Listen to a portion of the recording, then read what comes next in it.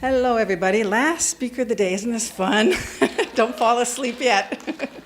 My name is Lynn Mathre, and if we want to do the disclosure, I have no industry relationships, unfortunately. I'm not one of the green rushers that are out making money. There are good people, like Patty and Bruce out there, but as we all know, there's some bad people out there. And obviously, if you're talking about cannabis, it is off-label because the federal government still has it in Schedule 1. I am a nurse. We founded Patients Out of Time back in 1995, so this is our 25th anniversary. And basically it was patients are out of time. They need the medicine now. We all want more research, but if you talk to any healthcare professional, they say, oh, we need more research. Please understand, this is the most studied plant. It's not a drug, but the most studied plant, I think, in the world. It's been studied more than any of the pharmaceuticals, and it's been around forever and ever. So the fact that there's not enough research, it's bull, because why we want research for drugs is to make sure they're not going to harm us. And that's exactly what the National Institute on Drug Abuse has been doing all these years, is trying to find out how harmful it was. So right on topic is back in 1974, 75, there was research done at University of Virginia, excuse me, not UVA, at Medical College of Virginia in Richmond, Virginia.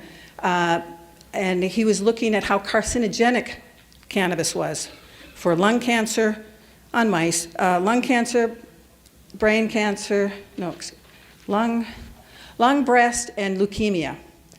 And lo and behold, it started killing the cancer cells, so they had to shut the study down and not publish anything. We're not supposed to find anything healthy about cannabis. Anyway, 10 years into Patients Out of Time, I shouldn't say that. It took us 5 years till we could get an accredited conference. So our first conference series was in 2000. By 2010, several nurses were also coming to the conference, and so we formed the American Cannabis Nurses Association. So if anyone knows nurses, please tell them about this. Once nurses find out about cannabis, it is our secret weapon because it is all about quality of life. I'm going to talk a little bit about historical, so we're going to watch a little film now, if I can do this right.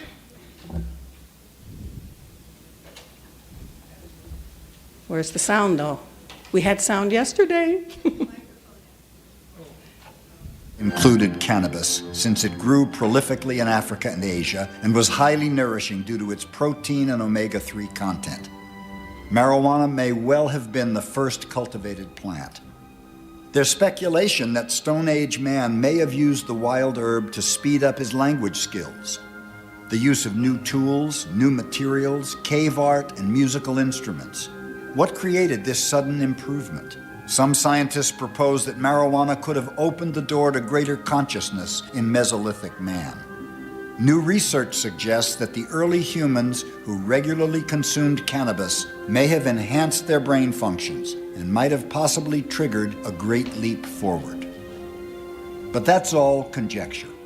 What we do know is that cannabis is still inspiring new discoveries and a deeper understanding of the nature of health and disease.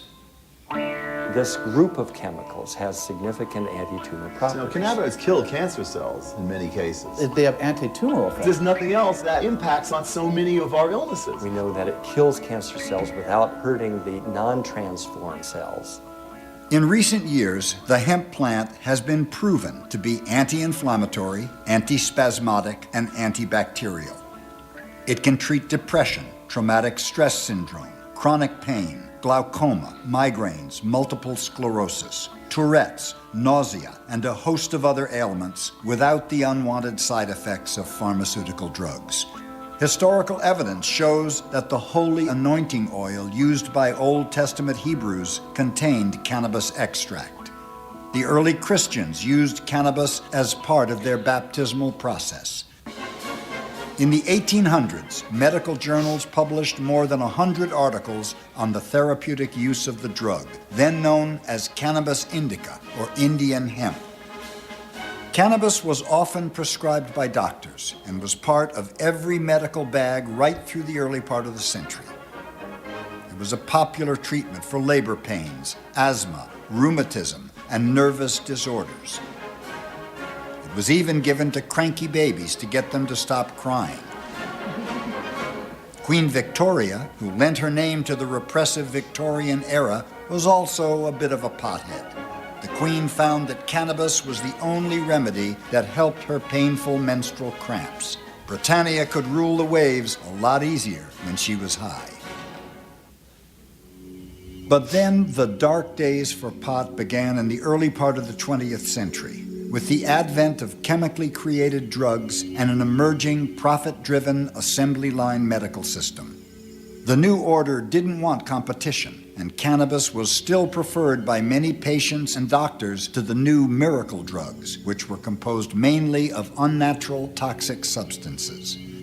After lobbying by the pharmaceutical industry and fear-mongering misinformation by their donation-dependent allies in Congress, a federal law was passed in 1937 that prohibited doctors from prescribing pot in any circumstances under threat of prosecution, even though it was strongly opposed by the American Medical Association of its day. All cannabis products were removed from the U.S. pharmacopoeia and the national formulary by 1942. After alcohol was re-legalized, rather than go out of business, the massive bureaucracy of prohibition turned its operation to marijuana eradication. It was Harry Anslinger, who was a racist, who was the head of the Federal Narcotics Bureau. He had been a prohibitionist, and then when prohibition ended, they gave him a new job, and he was in every president's government from Roosevelt to Kennedy. Harry Anslinger was concerned that the use of marijuana by Black and Latino jazz musicians was going to lead to increased crime and increased mental illness in the United States. The Treasury Department intends to pursue a relentless warfare against the despicable, dope-peddling vulture who preys on the weakness of his fellow man. This war on cannabis lasted until just a few years ago, when states started passing their own medical marijuana initiatives in order to once again provide pot safely to patients. Then the film's a little outdated because we now have 33 states that have medical cannabis, 10 or 11 that have legal cannabis, and almost every other state has at least a CBD law. But history, you can Google the Siberian Ice Maiden. It's one of our oldest, a 25-year-old mummy, and they found it looks like she had a right breast tumor with metastasis, and there was a pouch of cannabis at her in the tomb burial chamber with her. But as I said, it was popular. I'm just going to show you a few things. This is Eli Lilly. Is that the pointer? Yeah, the point is on the... Got it. Yep. So Eli Lilly. It's hard to read, but that says the dose is 10 to 30 minims. So those droppers. Continue taking till its effects are experienced. So they weren't worried about dosage. If you look at Cannabis Americana, another Eli Lilly product here, it's up on top. It's as you can see, Cannabis Americana. It's Cannabis Sativa American grown. And what you'll notice also, whoops, I'm sorry, I hit the wrong button, didn't I? What we've got here is